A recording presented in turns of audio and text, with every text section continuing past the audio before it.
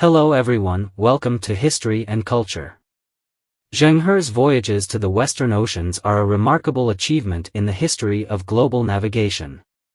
During Zheng He's 7 expeditions, he led a massive fleet that set sail from Nanjing, with nearly 30,000 crew members and 64 gigantic treasure ships. They first sailed to the Taiping harbor in Chang'an, Fujian, to wait for favorable winds before heading off to distant lands overseas. Zheng He's fleet sailed across the Western Pacific and the Indian Ocean, visiting more than 30 countries and regions, even reaching East Africa and the Red Sea. Zheng He's voyages were the largest maritime expeditions in ancient China, unmatched in both the number of ships and sailors. The journey lasted for several years, spanning vast oceans. And it was grander than any maritime explorations before the European Age of Discovery at the end of the 15th century. However, in that era, there were no engines. How could such a large, treasure ship complete such long-distance voyages without modern technology? What powered Zheng He's fleet to sail for years, using massive ships carrying nearly 30,000 people across the vast ocean? What was the secret behind this? Historical records show that the largest of Zheng He's treasure ships measured 148 meters in length and 60 meters in width, making it the largest wooden sailing ship in the world at the time. These ships had a very complex structure, with the hull divided into 4 layers. There were 9 masts on each ship, which could carry 12 sails. The anchors on each ship weighed several thousand pounds, and it took 200 to 300 people to raise them. The ballast alone for one large treasure ship weighed 505 tons. Considering the technology of the time, these ships could almost be considered floating cities, large and stable enough to navigate the seas. Each ship could accommodate hundreds of people. But how could such massive ships sail across the vast ocean? Clearly, using only oars would not have been practical, since there were no engines in that era. Where did the power for the treasure ships come from? The answer is simple: wind power, combined with human power. When we talk about wind power, we naturally think of sails. The design of sails during the Ming Dynasty far surpassed the technology of Western ships at the time. Western ships typically used soft sails, which would puff up when the wind blew. The ships could only be driven by the wind, limiting their direction and speed. In contrast, Ming Dynasty ships used hard sails. These sails were supported by specially designed wooden slats to form a flat surface. And the masts could rotate, allowing the sails to be adjusted flexibly, capturing the wind and propelling the treasure ships in the desired direction. In addition, the design of the treasure ships also paid great attention to the comfort and well-being of the crew, to ensure smoother long-distance voyages. The ships were equipped with complete living facilities, and even allowed families to accompany the sailors. There were specially designated guest rooms, ample food supplies, and interestingly, the ships carried pigs, grew vegetables, cultivated medicinal herbs, brewed wine, and even had bonsai for decoration, all to meet the various needs of the crew during their life at sea. In terms of human power, the treasure ship was equipped with a device known as the long oar. These long oars resembled ship paddles, but their size was far larger than ordinary paddles, both in length and width, making regular paddles look insignificant in comparison. It is reported that the hull of the treasure ship had specially designed large openings, through which the long oars extended.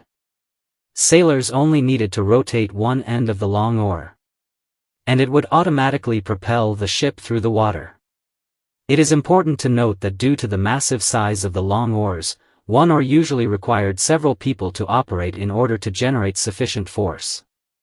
Additionally, to ensure the treasure ship navigated in the correct direction, there were dedicated personnel stationed above the ship to observe the wind direction. Moreover, there were commanders on board to coordinate and adjust the speed and force of the long oars on both sides, ensuring the ship stayed on course. This precise operation and coordination demonstrated the Ming dynasty sailors' strong organizational skills and navigational expertise. However, the use of long oars also had its limitations. Due to the considerable physical strength required, they were typically used as a supplementary tool to the ship's sails, especially in headwinds or when there was no wind at all. Nevertheless, it was this unique combination of wind power and human power that allowed the Ming fleet to traverse vast oceans and sail smoothly at such an early stage in history.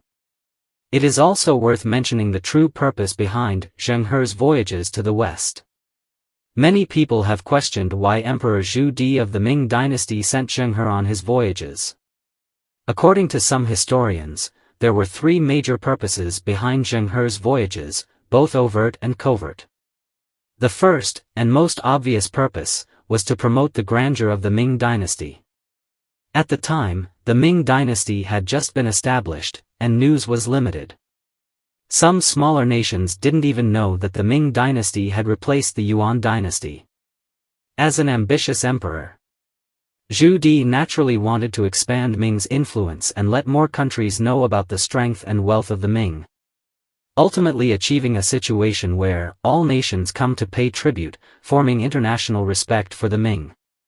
However, relying solely on culture and gifts was clearly insufficient to establish authority.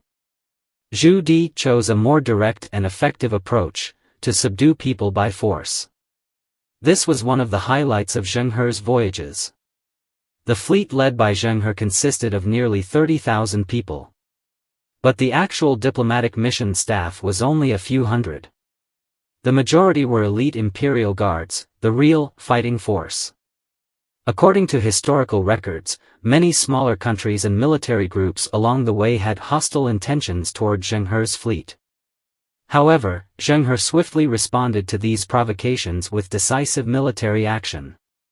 For example, in the area of Senfoki, a pirate named Chen Zui, with a force of nearly 10,000 men, attempted to attack Zheng He's fleet. As a result, Zheng He not only easily defeated him but also killed 5,000 of Chen Zui's men and destroyed the enemy's warships.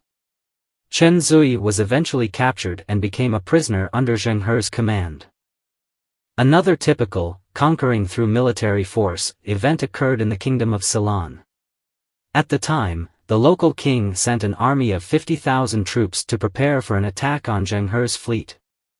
Zheng He, having learned of this in advance, employed the strategy of leading the tiger away from the mountain. He diverted the main enemy force and launched a surprise attack on the royal capital, capturing both the king and his ministers in one fell swoop. Without a leader, the 50,000-strong army of the kingdom of Ceylon quickly collapsed, and the king was captured, becoming one of Zheng He's prisoners. Through this series of direct and effective military actions, Zheng He not only demonstrated the immense military strength of the Ming dynasty but also established the prestige and authority of the Ming dynasty in the international community, thus achieving the goals that Emperor Zhu Di had hoped for. The second goal was to promote the economic development of the Ming dynasty. After decades of recovery and development, the agriculture of the Ming dynasty had been fully restored, and handicrafts were thriving. The country's production capacity had reached a certain height. As market demand gradually saturated, Emperor Zhu Di realized that a solution needed to be found for the surplus goods. Therefore, he decided to open overseas trade channels through Zheng He's voyages to boost economic growth. When Zheng He's fleet visited various countries, most of the gifts it presented were not gold, silver, or jewels, but high-quality handicrafts from the Ming dynasty. The handicraft level of the Ming dynasty far exceeded that of neighboring countries, and after receiving these exquisite items, the kings and nobles would often hold on to them dearly. They then began to think about how they could obtain more Ming dynasty goods, and were willing to pay for them. As a result, Ming dynasty products successfully opened overseas markets through diplomatic means, which in turn promoted the economic development of the Ming dynasty. The third goal, of course, was to search for the whereabouts of Zhu Yunwen. This was because Zhu Di did not ascend to the throne through the normal inheritance process. He had usurped the throne from his nephew, Zhu Yunwen, through the Jingnan campaign. Although he successfully became emperor, there was always a lingering concern in his heart. He was troubled by the whereabouts of his nephew, Zhu Yunwen. At that time, Zhu Di's subordinates had scoured the entire Ming Empire, but they still found no trace of Zhu Yunwen. Since he could not find him domestically, it was likely that Zhu Yunwen had fled abroad. Therefore, Zhu Di decided to assign the task of finding Zhu Yunwen to Zheng He. Zheng He's fleet stayed in each country for several months, and his fleet included many members of the Imperial Guard, Jinyui.